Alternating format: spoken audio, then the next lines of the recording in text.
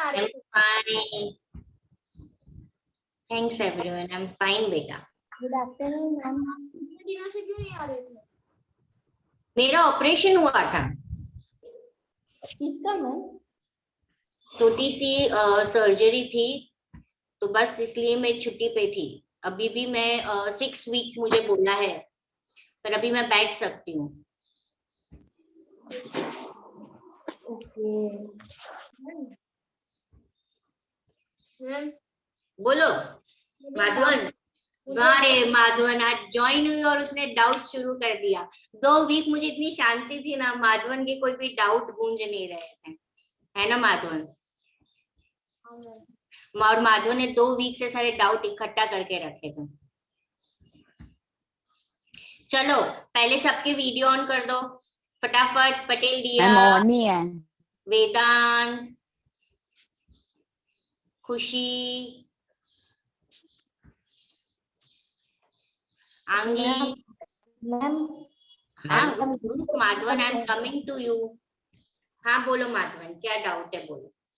अरे हाँ मैम, मैं पूछ रहा था कि फिर आपने जो मेरे को मार्क्स मतलब वो जो दिए आपने वो ग्रुप में नहीं भेजे, सेंड नहीं किए थे वो एसएस के मार्क्स, उसमें तो आपने वो अनाउंस किया था वो 23 थे और मैंने मार्क्स जब देखे तो 27 थे। देख लूंगी मैं, अभी तो मैंने तुम्हारा पेपर तो डिलीट कर दिया है, फिर भी एक बार देख लूंगी मैं, ठीक है? तो देखो ज्यादा मिले हैं ना, कम नहीं मिले ना। तो ऐसा नहीं मैम, मैं ईमानदार हूँ। मैम यस मैम मैं रुद्राक्ष बोल रहा हूँ। मैं व्योम, वेदांत और यश अभी ज्वाइन नहीं कर पाएंगे।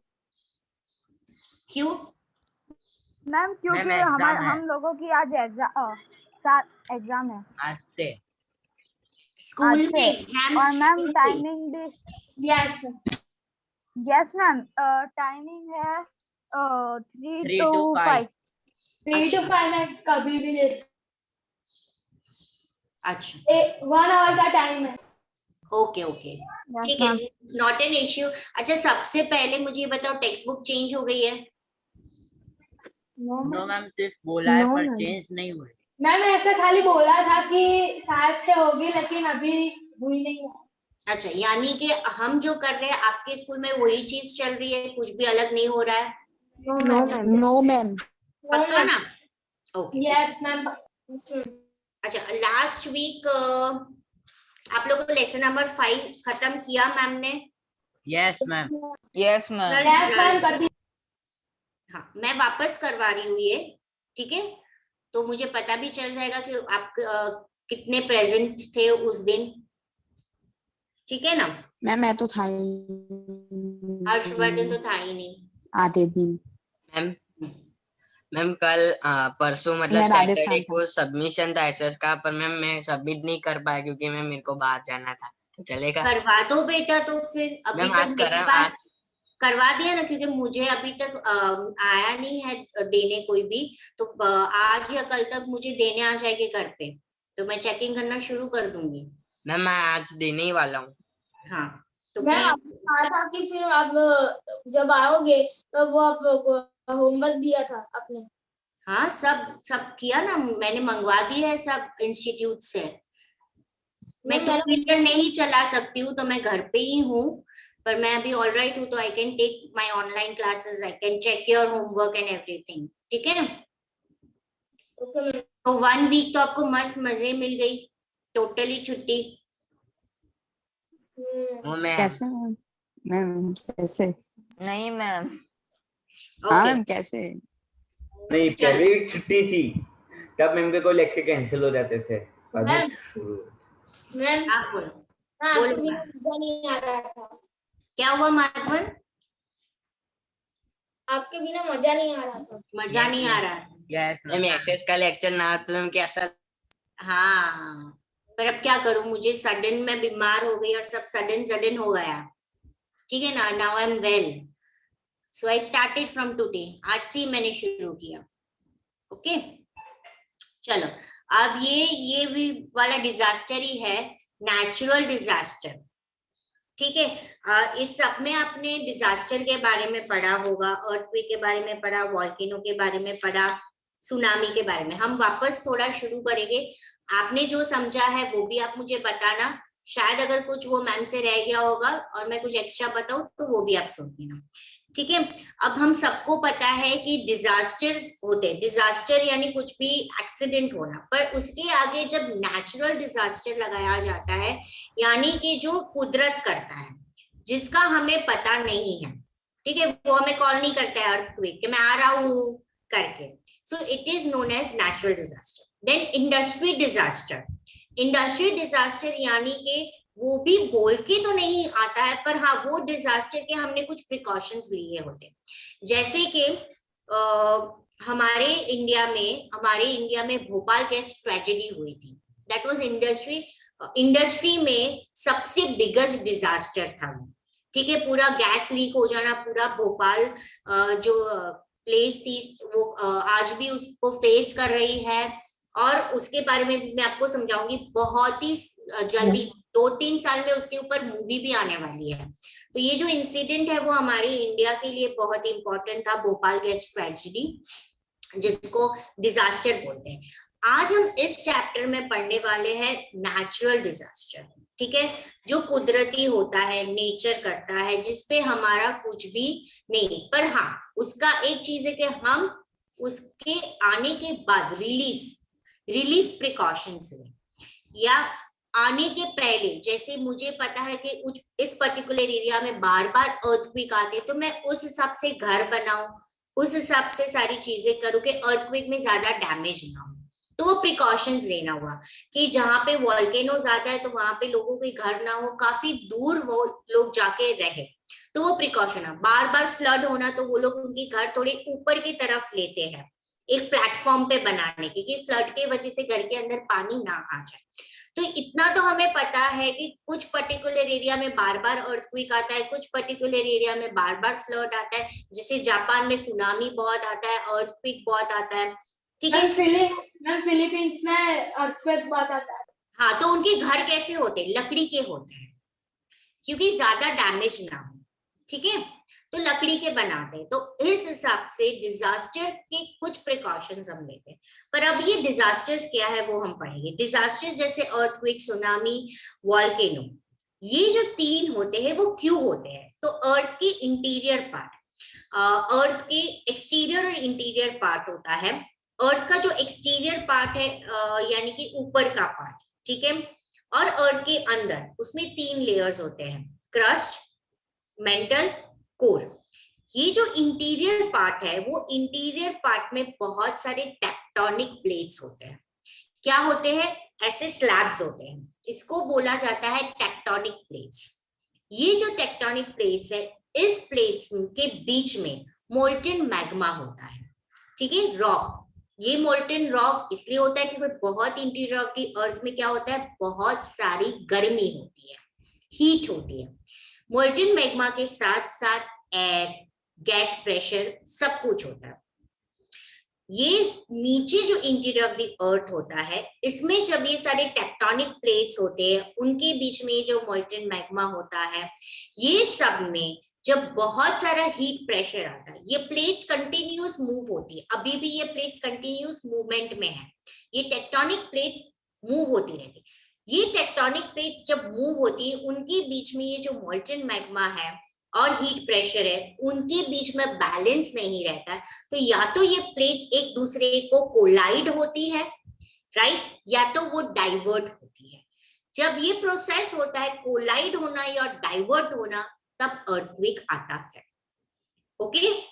उसी तरह वॉल्केनो भी होता है। वॉल्केनिक माउंटेन जो होता है, उसके अंदर बहुत सारा मैग्मा होता है, हीट होता है, प्रेशर होता है, वो कंटिन्यूअस रोटेशन में होता है।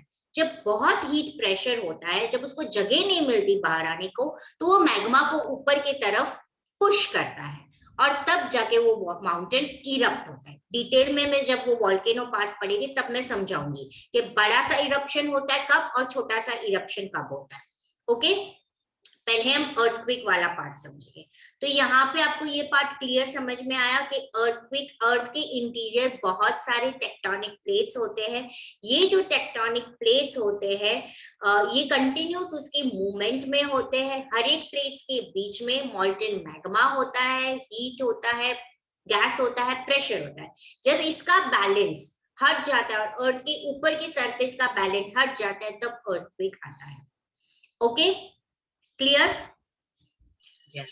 See, earthquake, the weak upper crust of the earth. अब यहाँ पे क्रस्ट वर्ड आया। अब मैं वापस आपको समझाती हूँ। जो अर्थ है उसके अंदर 3 लेयर्स होते हैं, क्रस्ट, मेंटल, कोर। ये 3 चीजें हमें अर्थ के अंदर देखने को मिलती हैं। क्रस्ट जो है वो सबसे ऊपर का लेयर है, उसके बाद में मेंटल आता है और उसके नीचे सबसे नीचे कोर आता है। ठीक है, जहां तक कोई भी जा नहीं पाया बिकॉज वो काफी हीट है।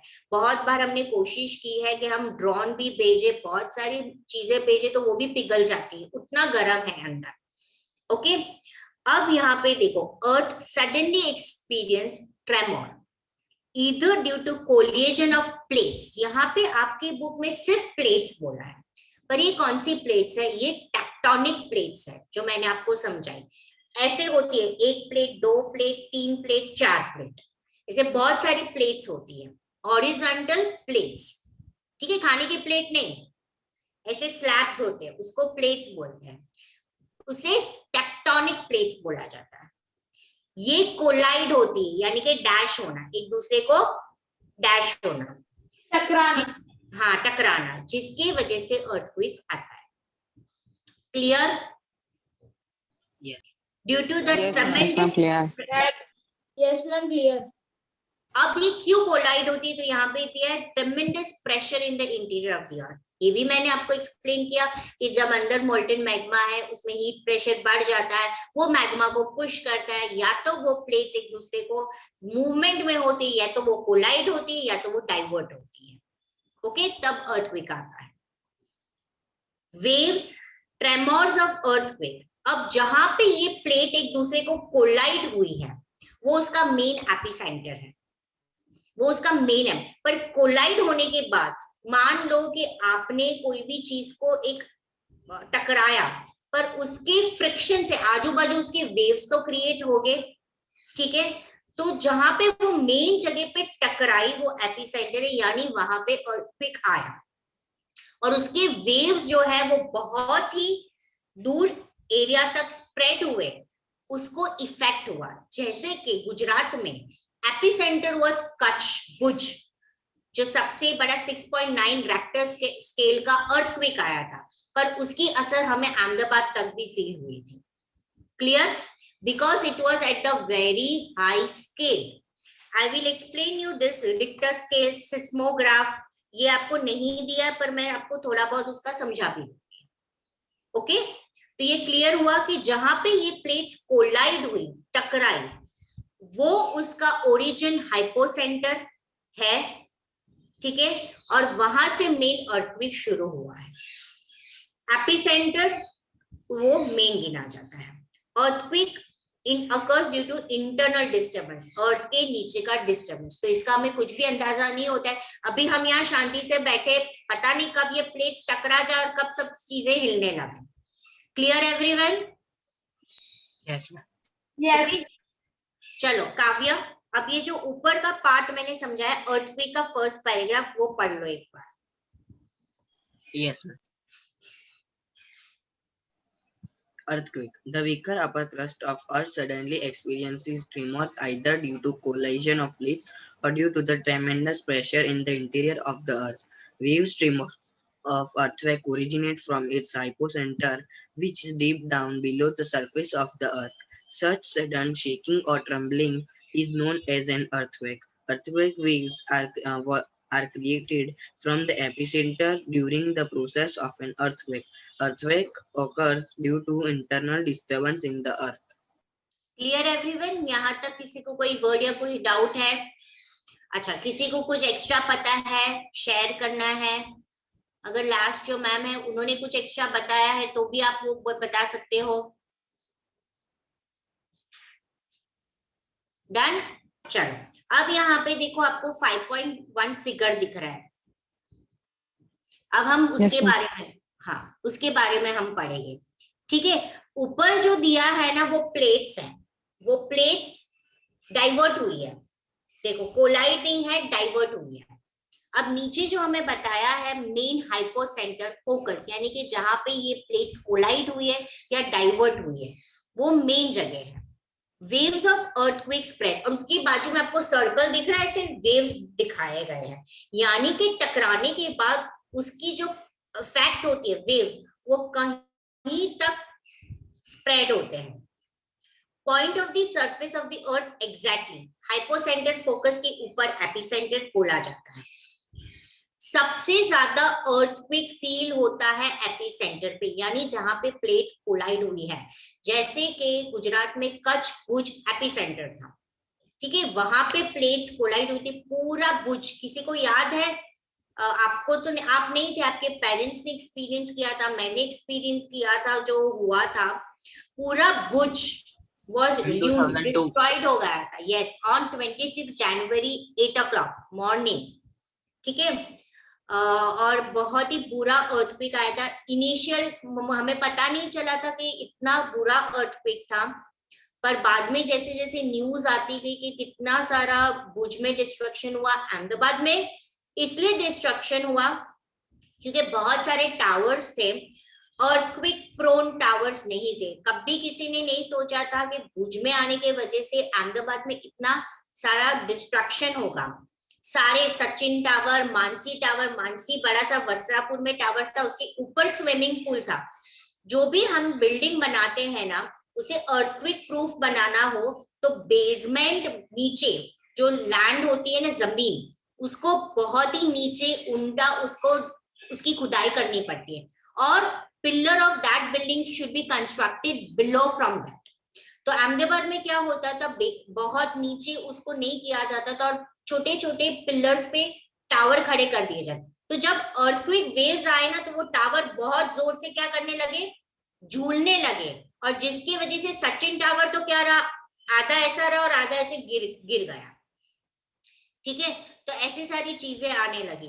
पूरा मानसी टावर गिर गया स्विमिंग पूल के साथ, क्योंकि ऊपर उसने पानी रखा था, so again it was wrong. उसके बाद पूरे अहमदाबाद में आप जितने भी टावर्स होना देखना कि सारे on the norms of the earthquake बनाए जाते हैं, तो ये सब प्रिकॉशंस लिया जाता है। मैम ये 2001 में हुआ था? हाँ, 26 जनवरी में। ठीक है, फेल्ट मैक्सिमम जहां पे एपिसेंटर होता है, जैसे जैसे वो इंटेंसिटी से दूर जाता है उसकी अर्थक्वेक की इफेक्ट कम होती है। अर्थक्वेक कितने इंटेंसिटी पे है, यानी उसको रिक्टर स्केल बोलते हैं, 6.9, 5.9। अब ये है अर्थक्वेक को मेजर करने का जो इंस्ट्रूमेंट होता है, उसको सिस्मोग्राफ बोलते हैं। उस सिस्मोग्राफ में ऐसे ऐसे ऐसे ऐसे ग्राफ आता है, उसको बोला जाता है रिक्टर स्केल। ठीक है, Richter was the person who found this seismograph, and उसके नाम पे ये स्केल यूनिट उसका मेजरमेंट है, अर्थक्वेक का यूनिट है, Richter scale is the unit. तो ऐसा बोला जाता है कि 6 above than 6 it is known as a very severe earthquake. Okay, so we measure on the point with the help of seismograph. See, here it is given that you measure the earthquake with the help of instrument that is known as seismograph. 3 main reasons होते हैं earthquake के आने के। अगर कहीं पे नजदीक में वॉल्केनिक माउंटेन है, वॉल्केनिक इरप्शन हुआ, तभी भी अर्थक्वेक इफेक्ट होता है। स्ट्राइक स्लिप फॉल्स, यानी ये जो मैंने आपको टेक्टोनिक प्लेट्स के बारे में पता है। ठीक है, स्ट्राइक स्लिप फॉल्स यानी ये जो प्लेट्स हैं वो डाइवर्ट होते हैं, एक दूसरे के अगेंस्ट चले जाते हैं। थर्ड है earthquake caused by subduction in an active subduction zones, यानी कि जब ये टेक्टोनिक बाउंड्रीज पे ये प्लेट्स कोलाइड होते हैं, टकराते हैं। ठीक है, जब एक है स्ट्राइक स्लिप फॉल्स यानी कि प्लेट्स डाइवर्ट होना, सबडक्शन जोन यानी कि टेक्टोनिक प्लेट्स कोलाइड होना। क्लियर? Yes, ma'am. और अगर वॉल्केनो इरप्ट होता है और आप उसके नजदीक होते हो तब भी अर्थक्वेक आपको एक्सपीरियंस होता है। यहाँ तक किसी को कोई doubt? No, ma'am. No doubt. आंगी, no doubt. आंगी अब ये जो मैंने एक्सप्लेन किया है वो नीचे वाला पोर्शन बेटा तुम रीड कर। Yes, ma'am. The waves of earthquake spread outward from the epicenter. The point on the surface of the earth exactly above the hypocenter or focus is known as epicenter. The intensity of the earthquake is felt the maximum around the epicenter. The intensity of the earthquake decreases as we move away from the epicenter. The effects of an earthquake depend on the intensity of the earthquake. We can measure the intensity of the earthquake and know its point of origin or hypocenter with the help of seismograph. There are three main reasons for occurrence of an earthquake. Earthquake caused by volcanic eruptions, earthquake caused by strike slip falls, and earthquake caused by subduction in an active subduction zone. Okay. Clear everyone? Earthquake. Yes, ma'am. The center of Yes, the ma'am. earth is approximately 6,371 kilometer far from earth's surface. That is the core part they are talking about. ठीक है, ये class ये objective में आ सकता है। Ma'am, you are stuck. Ma'am, you are stuck.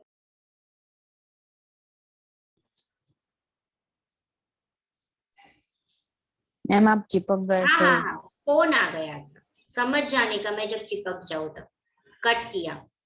कौन है तो? ओके, किसी को कोई डाउट है अभी? No doubt. No, ma'am. Clear? No, ma'am. Earthquake समझ में आ गया ना? अच्छा माधवन, अर्थक्वेक को मेजर करने के इंस्ट्रूमेंट को क्या बोलते हैं? क्या मैम? अर्थक्वेक को मेजर करने के इंस्ट्रूमेंट को क्या बोलते हैं? मैम रैपिड, एक minute ma'am.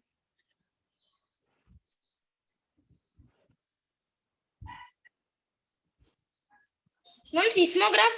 Yes, seismograph, very good. ठीक है, who will tell me the 3 reasons of the earthquake? Yes, Kavya. Ma'am, earthquake caused by volcanic eruption, earthquake caused by strikes, slips, falls, or ma'am, earthquake caused by subduction or inactive subduction zone. Okay. The point of the surface of the earth exactly above hypocenter focus is known as what? मैं repeat कर रही हूँ वापस। आंगी को मिल गया answer? बोलो आंगी। Ma'am, epicenter. Very good, very good. The intensity of the earthquake. The intensity of the earthquake is felt maximum around where? Yes, Pritha? Ma'am, Bhuj. नहीं नहीं नहीं, Bhujta, I give you example बेटा, but it is known as what in the term of earthquake? Earthquake के term में उसको क्या बोलते हैं? Yes, व्योम। मैम कहना है मैम एपिसेंटर। एपिसेंटर। तुमने प्रीता मुझे एग्जाम्पल बोला, यू आर राइट, एपिसेंटर। जैसे एपिसेंटर सबसे ज्यादा हमें अर्थक्वेक कहाँ पे आया है वो एपिसेंटर होता है, मैंने आपको एग्जाम्पल दिया था। ठीक है, so even you are right. Okay, now who will give me only one line definition of the earthquake from your textbook? It is there in your textbook.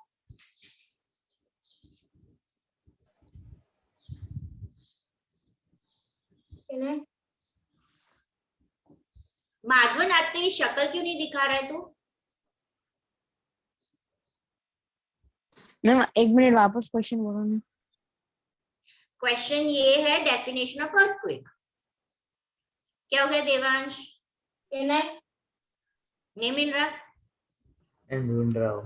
ढूंढो ढूंढो ढूंढो। फर्स्ट पैराग्राफ में ये अर्थक्वेक के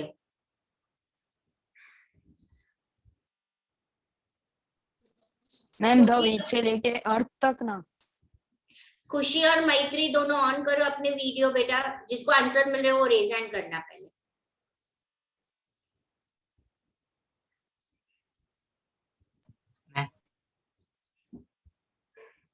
खुशी एंड मैं बोलूं मेरा रीजन मैम, मैं बोलूं व्योम। नहीं व्योम रुको, अभिमन्यु बोलो।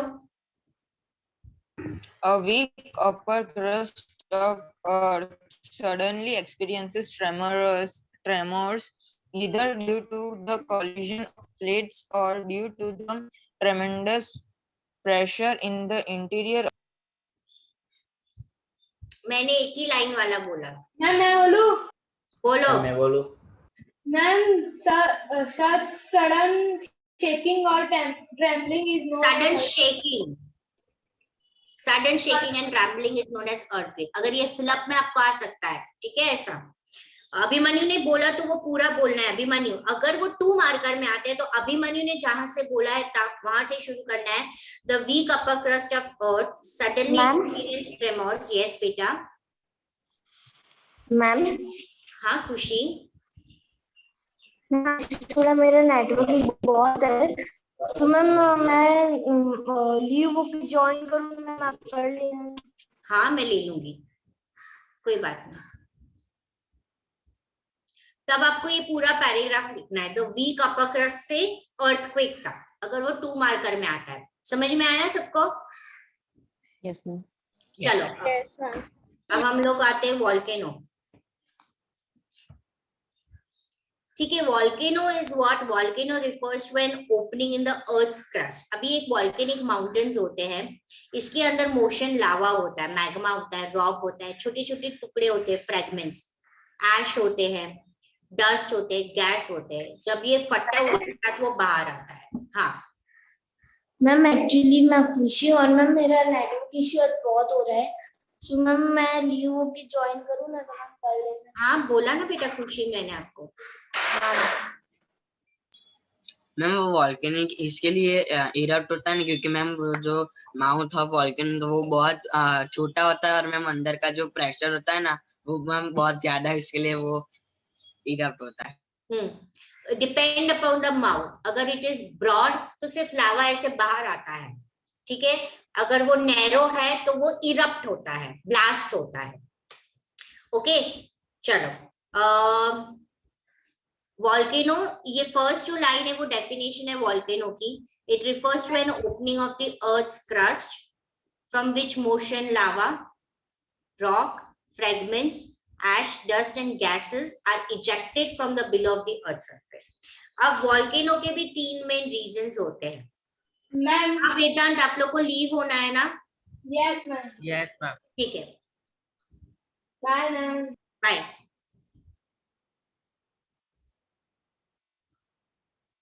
ओके, वॉल्केनो इरप्शंस के 4 रीजंस होते हैं। इंटीरियर ऑफ द अर्थ, अगर उसमें टेम्परेचर बढ़ जाता है, मैग्मा का क्रिएशन बढ़ जाता है, गैस और वेपर का क्रिएशन बढ़ जाता है, और ये जब प्रेशर करते हैं मैग्मा को टू रेज अपवर्ड, तो रेजिंग द मैग्मा अपवर्ड्स, तो ये 4 उसके रीजंस होते हैं। ठीक है, मैग्मा इज पुश्ड अपवर्ड। ये कौन उसको पुश करता है? अंदर interior of the volcanic mountain में जो गैस होते हैं अंडर द मैग्मा, वो उनको पुश करते हैं, उनको जगह नहीं मिल रही है, जगह करने के लिए वो मैग्मा को पुश कर रहे हैं। Second reason, the water percolates through the cracks and opening of the weak rock surface turns into the vapor. अब जो ये volcanic mountains होते हैं, इस mountain में जो छोटे छोटे छेद होते हैं, ठीक है, वहां से पानी अंदर जाना, उसे बोला जाता है water percolating, यानी water अंदर की तरफ जाता है। अब ये जब पानी अंदर चला जाता है उस छोटे छेद में, पर अंदर तो बहुत गर्म है, तो वो पानी किसमें कन्वर्ट हो जाएगी? वेपर में। किसमें कन्वर्ट हो जाते हैं? वेपर में। ठीक है, अब इस वेपर में फुल प्रेशर होता है, उसको जगह नहीं मिल रही है अंदर जाने के बाद, और वो बाहर आने की कोशिश करता है। ये जब वेपर अंदर, वाटर जब पर्कुलेट होके अंदर जाता है, वो कन्वर्ट हो जाता है वेपर में, उसे जगह नहीं मिल रही, जिसकी वजह से वो मैग्मा को रेज करता है अपवर्ड की तरफ। ऑलरेडी गैस उसके अंदर प्रेजेंट है, ठीक है, मैग्मा में। अब जब वो ऊपर के हाई प्रेशर की तरफ से जब वो ऊपर आता है, इरप्ट होता है, ये मैग्मा इरप्ट होने के बाद बाहर लावा, ऐश, गैस, रॉक पीसेस, छोटे छोटे साइज के इस तरह से वॉल्केनो इरप्ट होता है। क्लियर? समझ में आया? ऑल दिस वॉल्केनो रेजिडुअल्स, अब ये जो चीजें बाहर आई जैसे लावा बाहर आना, ठीक है, अब ये जो लावा बाहर आता है ना, वो उसे बहुत वक्त लगता है लिक्विड से सॉलिड में कन्वर्ट हो जाने में, तब जाके वो एक टाइप का पत्थर बन जाता है। Which type of stone it gets converted? Can anyone name the stone which is created through lava?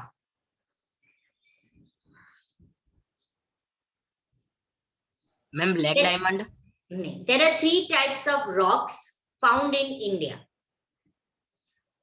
I am telling the name of the rocks. You have to tell me इसमें से कौन सा? Metamorphic rock, sedimentary rock, igneous rock. इन 3 में से एक जो rock है वो लावा से igneous rock. Yes, igneous rock is a parent rock, main rock which is formed from the lava.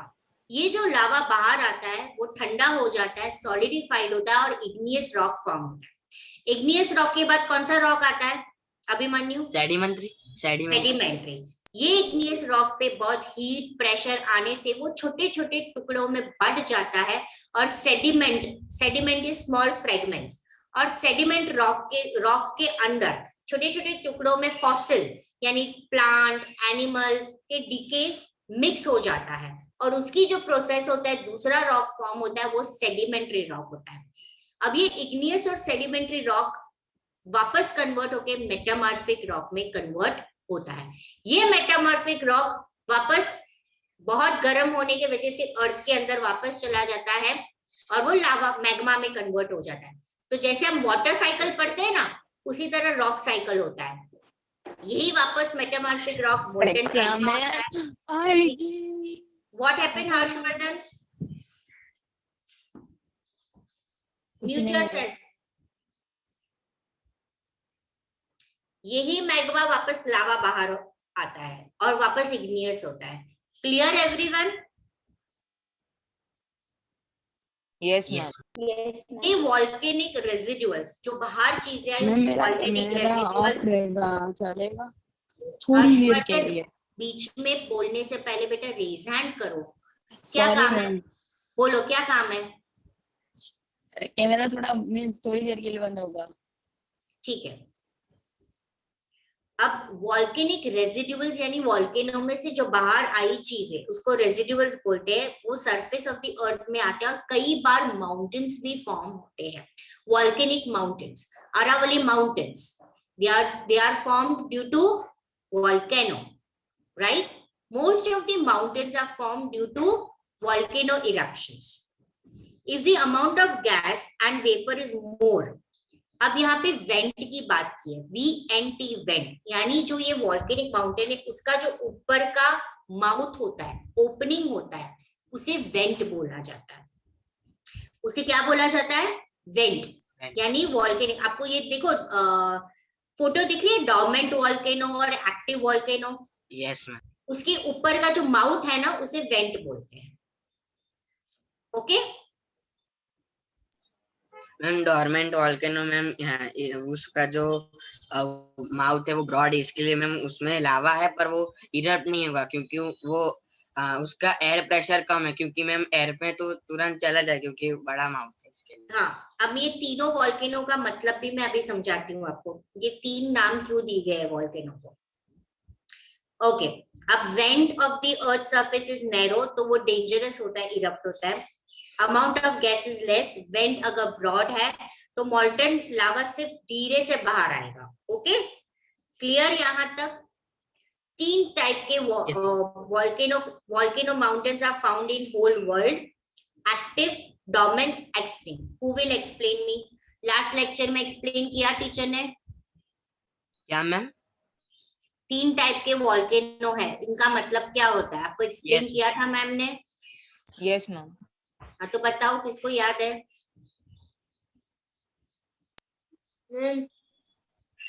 Yes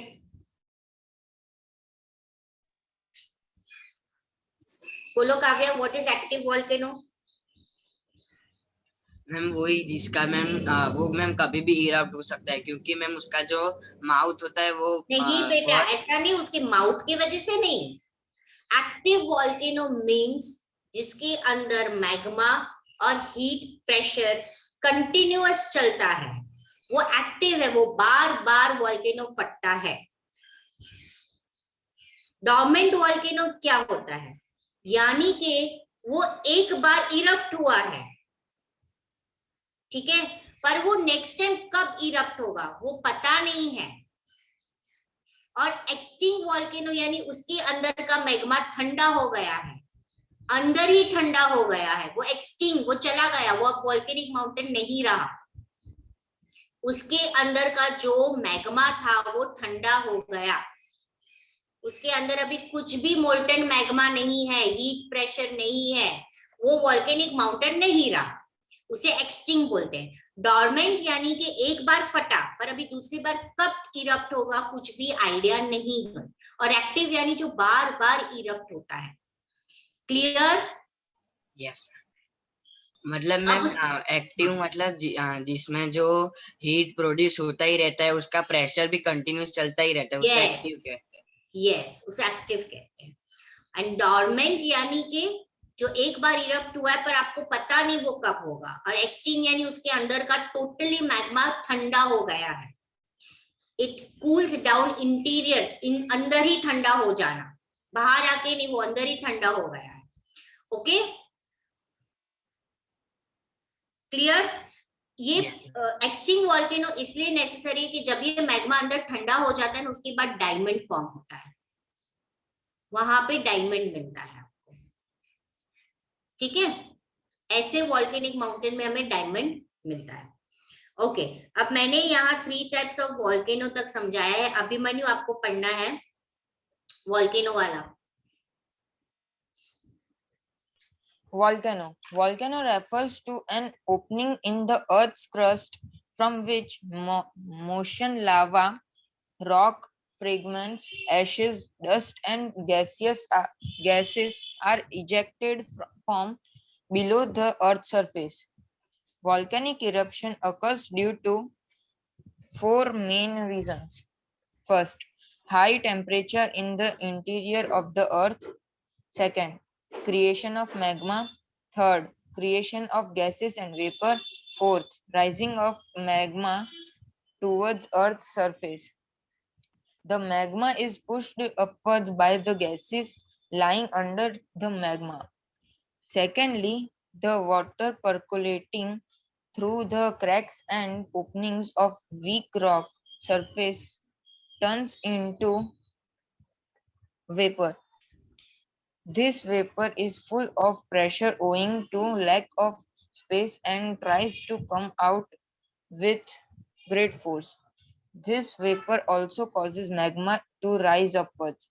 The gases present in the magma reach near the surface of the earth and erupt with a high pressure in the form of lava, ash, gases, rock pieces of various shapes and sizes, etc. And this is known as volcano. All these volcanic residues come on the surface of the earth and form a mountain-like structure. If the amount of gases and vapor is more and the vent on Earth's surface is narrow, then the eruption is dangerous. But if the amount of gases is less, the vent is broad and long, then the molten lava comes out slowly and spreads itself on the Earth's surface. There are 3 types of volcanoes: active volcano, dormant volcano, and extinct volcano. Okay, any doubt till now? Doubt? No doubt. No ma'am, no doubt. Madhavan, doubt है देखो? हाँ ma'am. अरे यार, इसको ना एक volcano mountain के पास ही लेके जाना है। बोल। रेसिड्यूल्स मतलब? रिमेनिंग, जो बचा हुआ पार्ट। Remains. वो जो वॉल्केनो में से बाहर आता है ना चीजें इरप्ट होके, रेसिड्यूल्स बोलते हैं उसको। जो बची चीजें, ओके और कुछ पूछना पूछ ले, नहीं पूछना। मैम इसकी एग्जाम है ना अगस्त को है साइंस की, और मैम ये ना कब का जिसकी तो मैम अभी 25 या 26 को एग्जाम है साइंस की, मैम वो उस पे भी अपना डाउट लगा देता है कि मैम मेरे को डाउट है मेरे को। मैम बोला तेरी अगस्त को अभी क्या है इतना चिंता कर रहा है। चिंता मनी है बेचारा। 25 आउट ऑफ 25 लाना है ना इसीलिए। हाँ तो फिर चलो, तो अभी मुझे यही माधवनी आंसर देगा। नेम द रीजंस और tell the reasons, 4 main reasons for the volcanic eruptions. देख के बोलने का मैम। हाँ देख के आज सब देख के बोलेगा। वो क्या कौन एक बार रिपीट करा ना। 4 reasons for volcanic eruptions. High temperature in the interior of Earth, creation of second, creation of magma, third, creation of gases and vapor, fourth, rising of magma towards Earth's surface. Good. Pritha, definition of volcano. Ma'am, in one line or the full? Yeah, only one line. Ma'am, this upper one, volcano refers to an opening in the Earth's crust from which motion lava, rock, fragments, ashes, dust and gases are ejected from below of the Earth's surface. Okay, Devansh, name the 3 types of volcano. मैंने active volcano, dormant और extinct volcano. Okay चलो, अब ये जो volcano है हर एक place में हमें पाए जाते हैं, ठीक है। There is only one active volcano in India. India में सिर्फ एक ही वॉल्केनो एक्टिव वॉल्केनो पाया गया है, और वो भी है आइलैंड ऑफ अंडमान निकोबार में। Volcanic eruption at any place or region leads to massive destruction. तो उसको उस जहाँ पे वॉल्केनिक होता है माउंटेन जो एक्टिव, वहां से रेजिडेंट्स दूर रखते हैं। वॉल्केनो के काफी बेनिफिट्स भी हैं। सबसे पहले जहां पे ये लावा बाहर आया है ना, उस पर्टिकुलर प्लेस को वो फर्टाइल कर देता है, क्योंकि वो लावा में बहुत सारे मिनरल्स होते हैं, तो एग्रीकल्चर के लिए वो फर्टाइल होता है। जैसे कि एग्जांपल दिया गया है जावा और समुद्र, ये 2 जगह है जो पूरी लावा से बनी हुई है, और वो सबसे फर्टाइल लैंड है। फिर इसमें पोटैश रिच सॉइल होता है, जो सॉइल फर्टिलिटी के लिए चाहिए उसमें सबसे ज्यादा पोटैश होता है, जिसकी वजह से क्रॉप प्रोडक्शन काफी। स्प्रिंग, कई बार बिकॉज ऑफ दिस वॉल्केनो एक हॉट वाटर स्प्रिंग होता है। What is hot water spring? कोई मैम नदी के आसपास से जो लावा होता है वो फिर नदी के अंदर चला, फिर मैम वो बहुत गर्म होता है, उसमें से पानी निकले गर्म, एक टाइप का पॉन्ड बन जाना, पर उसमें पानी कैसा रहता है? हॉट वाटर, गर्म ही रहता है, Hot. ठीक है। और हमारे इंडिया में ऐसे पॉन्ड से हम इलेक्ट्रिसिटी भी प्रोड्यूस कर लेते हैं, तो जिसको बोलते हैं जियोथर्मल इलेक्ट्रिसिटी। उसे क्या बोलते हैं हम लोग? जियोथर्मल। दूसरा ये हमें काम आता है कि किसी को कोई स्किन डिजीज हो, तो इस पानी में वो स्किन डिजीज को क्योर करने की एबिलिटी होती है, ठीक है। Ma'am doubt. हाँ बोल। मैम माउंटेन होते हैं वो, उसमें जरूरी है कि लावा होगा ही या फिर ऐसा जरूरी है? नहीं, बिल्कुल भी जरूरी नहीं है। जो वॉल्केनिक माउंटेन होते हैं इसीलिए उसको वॉल्केनिक माउंटेन बोला जाता है, क्योंकि उसके अंदर लावा होता है। पर बाकी के जो माउंटेन्स है वो इस वॉल्केनिक इरप्शन के बाद हुआ है। मोस्ट ऑफ जो माउंटेन्स है, जैसे अरावली माउंटेन्स मैंने आपको बोला, वो माउंटेन्स कैसे हुआ है? देखो यहाँ पे नहीं बोला कि कई बार ये रेजिडुअल्स के इकट्ठा होने के बाद एक माउंटेन फॉर्म हो जाता है, पर जरूरी नहीं कि वो माउंटेन फॉर्म हुआ तो वो वॉल्केनिक माउंटेन ही हुआ। Aravalli mountains is not the volcanic mountain, but they are formed due to volcanic eruptions. Clear? Okay ma'am. Mountain form होने के बहुत सारे रीजंस है। Earthquake is also one of the reason. जब अर्थक्वेक आता है तो वो लैंड ऊपर की तरफ हो जाती है, तभी भी माउंटेन फॉर्म होता है। वॉल्केनिक इरप्शन बहुत साल पहले आया था, तो ये जितने भी माउंटेन्स है ऐसे बोला जाता है कि वो वॉल्केनिक इरप्शन के वजह से हुआ है। Okay okay ma'am. अब फिर दूसरी at a lower depth from the surface of the अर्थ बहुत सारे मिनरल्स होते हैं, मर्क्यूरी, टंगस्टन, टिन प्लेटिंग, ये मिनरल्स के नाम है माधवन, डाउट मत लेकर आना। ये वॉल्केनो इरप्ट होने के बाद जो वॉल्केनिक रेजिडुअल्स है ना, उसमें ये बहुत सारे मिनरल्स भी अर्थ के ऊपर आ जाते हैं, तो बहुत सारे मिनरल्स की यूटिलाइजेशन होता है।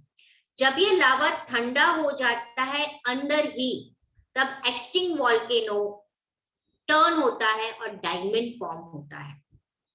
ठीक है, कई बार वॉल्केनो इरप्ट होते छोटे छोटे रॉक के टुकड़े भी बाहर आते हैं, जिसको लैपली बोला जाता है, और वो क्ले जैसा होता है जो इजीली मोल्ड होते हैं और कई बार यूजफुल होते हैं चीज, काफी चीजें बनाने के लिए।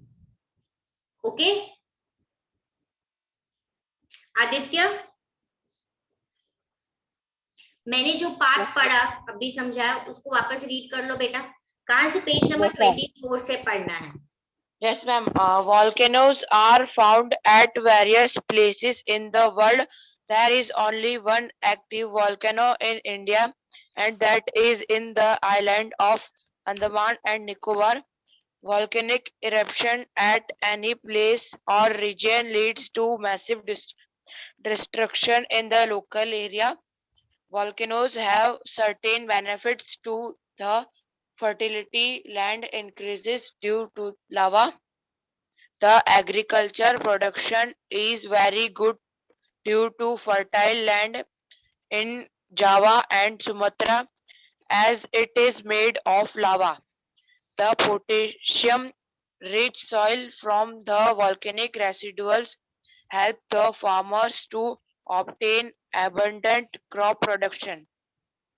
The hot water springs in the areas of volcano have germs killing property, and that cures skin disease.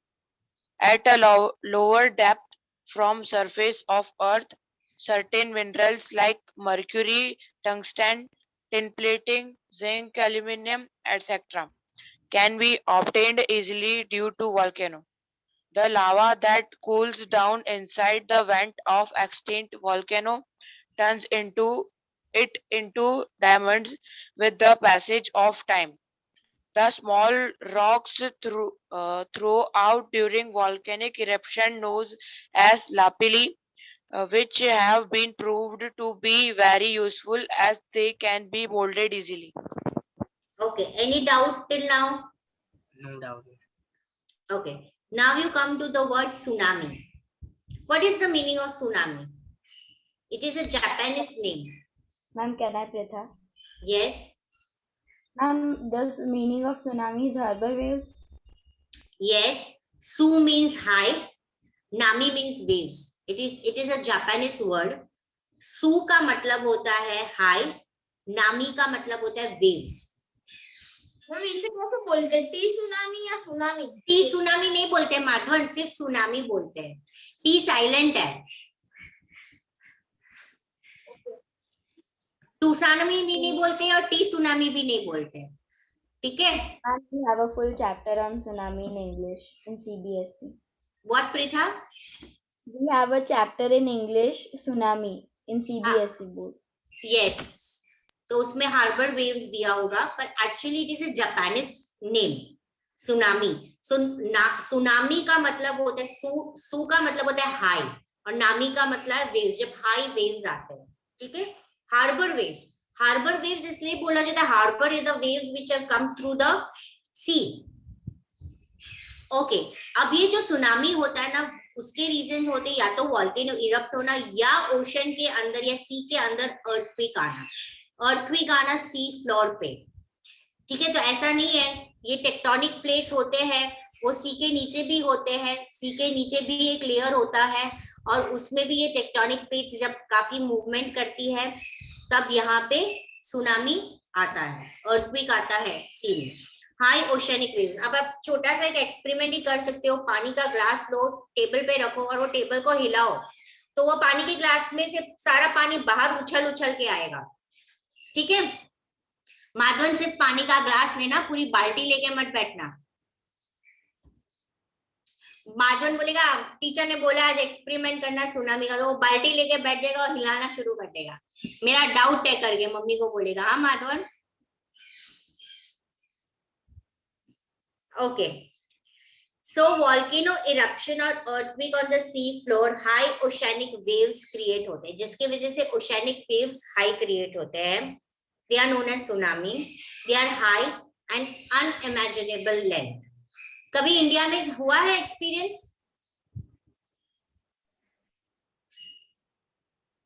नहीं, नहीं हुआ होगा। नहीं, मुझे नहीं बोल रहे हो हम। नहीं हुआ होगा। पानी आ गया था तो डिस्ट्रॉय हो गए थे वो कुछ। वो तो फ्लड था बेटा, केदारनाथ में फ्लड था, सुनामी नहीं था। साउथ में आया था थाईलैंड। Yes yes Thailand. और मैम वो कुछ उसकी वो क्या कहते हैं, जैसे अर्थक्वेक का हमें इफेक्ट होता है ना, जैसे भुज एपिसेंटर था पर अहमदाबाद में हमें एक्सपीरियंस हुआ था, वैसे पूरा सुनामी नहीं आया था पर वो पानी बहुत उछल के बाहर टाइड्स क्रिएट हो गए थे। Sea all the oceans and sea are connected, we all know that, right? Main tsunami was there in the Thailand. Okay, तो ऐसे तो कई बार साइक्लोन एक्सपीरियंस हुआ है हमारे इंडिया में, सुनामी एक्सपीरियंस हुआ है हमें, मेन एपिसेंटर नहीं था। हाँ, साइक्लोन का था मेन एपिसेंटर साउथ, 2004 में था ना। See, but most of this tsunami is been experienced highest in Japan. Japan में earthquake भी सबसे ज्यादा है, सुनामी भी सब। सोचो, earthquake भी है, सुनामी भी है, वॉल्केनो माउंटेन्स भी है वहां पे, फिर भी आज जापान डेवलप्ड कंट्री है। सबसे तीनों की तीनों नेचुरल डिजास्टर सबसे ज्यादा जापान में होते हैं, पर फिर भी आज वो नेचुरल डिजास्टर को फेस करते हुए Japan is a developed country. Okay, ma'am जो टेक्स्ट बुक में दिया है मैम वो भी जापान का ही है। हाँ, वो जापान का ही है। ये जो फोटोग्राफ्स दिए है वो जापान की है। अभी भी आया था ना जापान में, लास्ट ईयर ही आया है सुनामी। अभी इनके लैंड जो होते हैं ना वो 700 to 1600 किलोमीटर हाइट के होते हैं, ग्रेट स्पीड, कोस्टल एरिया को क्रॉस करते हुए, काफी कोस्टल रीजन को डिस्ट्रैक्शन। जापान में जो सबसे बड़ा विटनेस हुआ था वो 11 मार्च 2011 में हुआ था। इसके साथ क्या होता है, जब ये सुनामी आता है तो हवा भी जोर से स्पीड में ब्लो होने लगती है, strong and whirling winds. Once the storm get over, wavelength छोटे हो जाते हैं, ठीक है, पर काफी डिस्ट्रक्शन हो जाता है। ओके, माधवन तेरे को डाउट है? थोड़ा बहुत। अच्छा, बोल, तेरे डाउट बोल। जापान में जो आया था मैम, तो फिर उन लोगों मतलब बहुत सारे इंसान मर गए होंगे, तो फिर ये अगर हमारी ऐसा कुछ हमारी कंट्री में आए तो हम हमारे सारे, आपने कहा ना कि जापान के वो लोग तो भी मतलब 2 मिनट रुको। हाँ, रुक जी, फ्रेम कर रहा है वो ये कहना चाहता है एक्चुअली कि अगर इतना सारा डिस्ट्रक्शन हो रहा है फिर भी जापान इकोनॉमिकली स्ट्रांग है, तो अगर यही चीज इंडिया में होगा तो इंडिया की क्या हालत होगी, राइट? मैं समझ गई तेरे क्वेश्चन। मैं वही तो आपको बता रही हूँ कि आपको पता है जापान में एक रूल है कि जो भी कपल होता है ना, मैरिड पर्सन होते हैं अगर, तो हस्बैंड को पूरी सैलरी उसकी वाइफ के हाथ में देनी होती है, और वो मैन को दिन का खर्चा उसकी वाइफ उसको देती है। It is a government rule over there. Japan की जो रूल्स है ना वो काफी ही स्ट्रॉन्ग और काफी ही स्ट्रिक्ट रूल्स है, जिसकी वजह से आज जापान और ये कब हुआ था, जब अमेरिका ने, ठीक है, उनपे जब बॉम्ब डाला था सेकेंड वर्ल्ड वॉर में और जापानीज काफी ही वीक हो गए थे, तब उन्होंने डिसाइड किया था कि हम ऐसी गवर्नमेंट बनाएंगे, हम ऐसी कंट्री बनाएंगे कि अगर कोई नेचुरल डिजास्टर भी आता है तो वो हमको डिस्ट्रॉय नहीं कर पाएगा। मैन मेड डिजास्टर नहीं। क्या बेटा? अभी आपने क्या रूल्स बताए जापान के? बहुत सारे रूल है, उसमें से एक ये है कि जो कपल होता है मैरिड, ठीक है, तो हस्बैंड जब अर्न करता है तो उसकी पूरी सैलरी उसको वाइफ के हाथ में देनी होती है, और अभी उसको डे टू डे का खर्चा उसकी वाइफ उसको देती है। जैसे डोरेमोन में है ना मैम वो। हाँ तो वो सही है, शायद से कार्टून में मैंने उतना तो नहीं ध्यान से देखा कार्टून, पर उसमें ये बताते हैं ना, तो उसी से लिया तो है वो चीज रूल। और ऐसे बहुत सारे रूल्स है जापान में। दे आर वेरी, उन्होंने ये बोला है कि you have to work according to rules and regulation, if you don't, you are thrown out of the country. They are very strict rules and regulation. और अगर आप स्कूल में भी देखना, जापानी स्कूल में बच्चों को सब कुछ सिखाया जाता है, सिर्फ पढ़ाई नहीं सिखाई जाती है, each and everything, morality में सब। yes, सब. So they are very strict, and that is when I am saying, when this thing happened, when the bomb was blasted in the two place of Japan, जब atomic bomb डाले गए थे और Japan Hiroshima and Nagasaki, yes, और पूरा खत्म हो गया था, तब उन्होंने डिसाइड किया था कि हम ऐसी कंट्री बनाएंगे अगर नेचुरल डिजास्टर भी आएगा ना तो भी हम डिस्ट्रॉय नहीं हो पाएंगे। क्लियर? तो माधवन, इंडिया में तो बहुत ही रूल्स, इंडिया में क्या है, rules are meant to break. हमारा ये फंडा है, रूल्स तोड़े जाते हैं, है ना, बनाए क्यों जाते, तोड़ने के लिए। तो इंडिया में तो पॉसिबल ही नहीं है। ओके, सुनामी से हम नेक्स्ट लेक्चर में रीड करेंगे, फिर फ्लड है, साइक्लोन है, लैंडस्लाइड है और फॉरेस्ट फायर है। 3-4 टॉपिक है जो मैं आपको वेडनेसडे खत्म कर लूंगी इसका एक्सप्लेनेशन। ओके। और फिर टेक्सचुअल क्वेश्चन आंसर्स हम डिस्कस करेंगे। उसके पहले 1 मिनट, काव्य स्कूल में क्या चल रहा है? मैम लेसन 3 खत्म हो गया, अभी लेसन 4 चालू करेंगे। Ma'am lesson 4 started. Okay, anyone is again ahead from us in any school? Ma'am, lesson number 5 started. 5 means again we are with school, having 1 week vacation also. We are with school, not an issue. Same, 5th chapter खत्म हो गया। Okay, हाँ बोल Madhavan.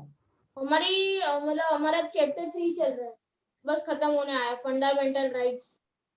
Ma'am हमारा भी 5th chapter हो गया है, उसके सिर्फ क्वेश्चन आंसर्स बाकी है मैम। Okay, चलो, तो छुट्टी होने के बाद भी कुछ ऐसा तो नहीं है कि हम स्कूल से काफी पीछे चले गए हैं, ठीक है ना? तो अभी आप बहुत डर गए थे, लेसन 5 बोला कि इतनी साल की मतलब इतने वीक्स की मेहनत 1-2 वीक में खत्म हो गई, इतना आगे हम गए थे, तो पीछे आ जाए तो हमें कैसा लगेगा? हाँ तो फिर नहीं ना, तभी तो मैंने थोड़ी छुट्टी ले ली, और कि नहीं इतना तो नहीं स्कूल भागेगी, है ना? चलो, okay, bye everyone. Bye ma'am, have a nice day. Ma'am have a nice day. Have a nice day. Bye, ma'am.